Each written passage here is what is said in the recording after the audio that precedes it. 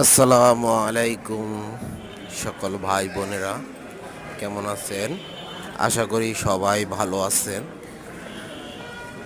আমি টেকনিক্যাল প্রশিক্ষণ কেন্দ্রে এখানে আসছিলাম 3 দিনের ট্রেনিংয়ের জন্য।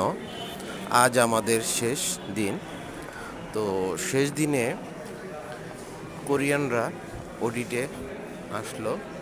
তারা এই যে ভিতরে ঢুকতাছে, পরিদর্শন করতেছে, আমাদের কি কি শিখাচ্ছে তা তারা জানতে আসলো।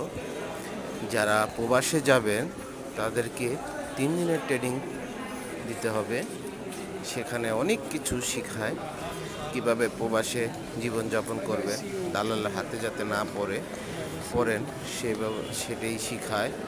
কীভাবে বেতন পাইলে পরিবারকে 1 ভাগ দিতে হবে, নিজের সঞ্চয় 1 ভাগ করতে হবে, 1 ভাগ খাইতে হবে, সেইভাবে শিখায়। তো এখানে আরও অনেক কিছু শিখায়, যা শিখার অনেক প্রয়োজন, প্রবাসীদের জন্য জরুরি।